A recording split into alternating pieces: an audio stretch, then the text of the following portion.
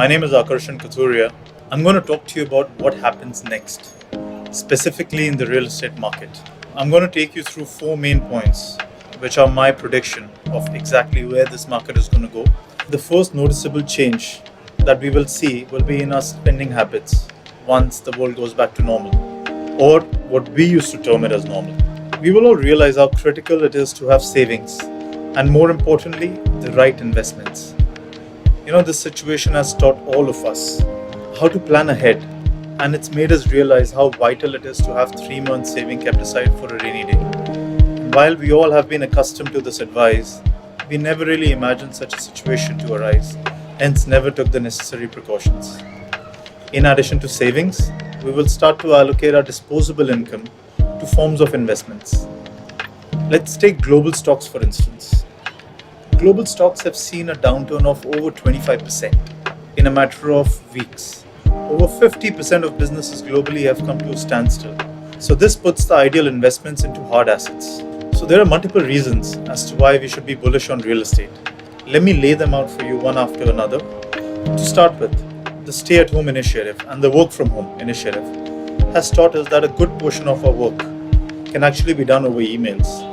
There are various meetings that can be had over video conferencing, and there are many online tools which can be utilized to carry out cross-border business.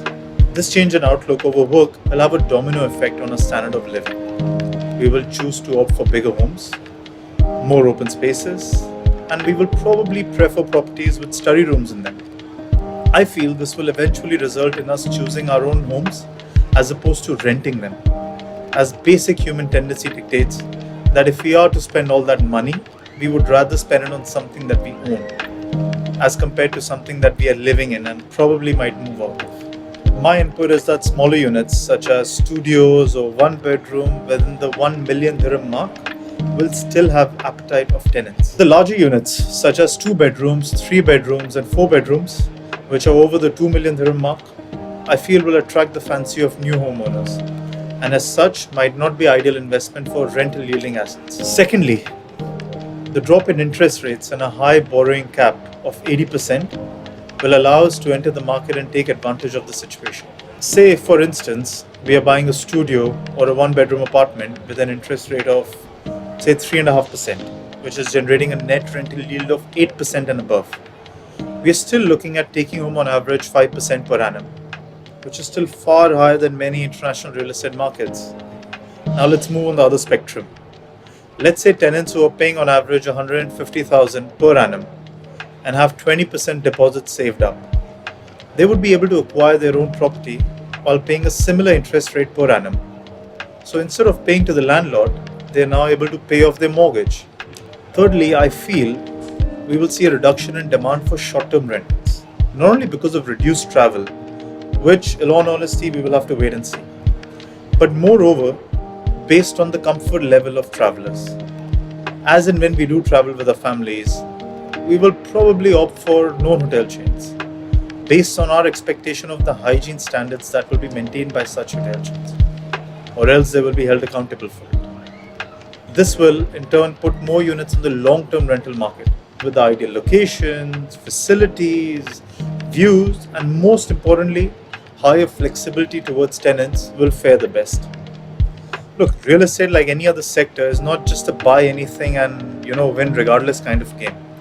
It's the buy right, based on the advice provided by your agents, and hold and win kind of game. Fourthly, while I say this with a heavy heart, there will be opportunities that will come in the real estate sector wherein individuals will require liquidity to fund their business or perhaps their commitments, and in the instance they are not able to turn to banks, they might need to exit from real estate holdings, and they will be time bound, which will be prime time for investors sitting with ready cash to enter the market at a very, very attractive price.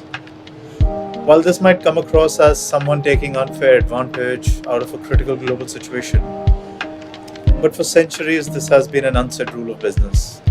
One man's loss is another man's gain. So for our investors out there, my advice is to sit and hold tight. Let's wait for the situation to show us an upward graph, and as soon as it does, we need to be ready to acquire the right assets at the best possible price. because we will all be in a marathon once this is over. And while we shall all help each other cross the finish line, I feel those with the highest stamina will benefit most out of it. Lastly, what we have been noticing recently is the interest that investors have started to express in villas and townhouses as opposed to apartment or penthouses. Due to being contained at home, investors are realizing the benefits of having a garden, a private pool, open area for the kids and family to be able to utilize. This will result in current tenants or homeowners wanting to move into villas or townhouses, which will give a boost to the demand and hence cause a spike in the price. Now, moving forward, let's discuss a bit more about the proactive initiatives that have been taken by the local authorities to curb the current situation. At this point in time, every economy in the world is shaken. But we have seen the UAE government act promptly to reduce the negative impact of coronavirus. Intervention of the government at a very, very early stage in this has helped in keeping the number of cases in UAE relatively low as compared to the rest of the world. This reflects the commitments towards the nation of our great leadership. Real Estate Regulatory Authority, RERA, has confirmed the move to lower the cost burden on homeowners this year by reducing the service charges, and this will give much relief to landlords. Recently, there has also been an initiative that has been launched wherein property transfers can be carried online through video conferencing.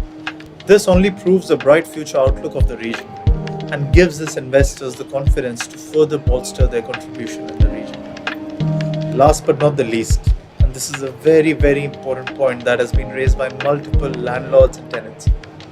Dubai and Abu Dhabi tenants struggling to pay their rent during the coronavirus pandemic are exempt from eviction after the government issued new directives to protect them. This generous gesture reflects the leadership's humanitarian considerations. At a time when people are facing challenges, it's vital for all of us to support each other during this crisis and do our best to lend a helping hand to all of those in need. This period will be a true test of humankind, and while governments around the globe are supporting their people, it is our individual responsibility to also support each other. Thank you.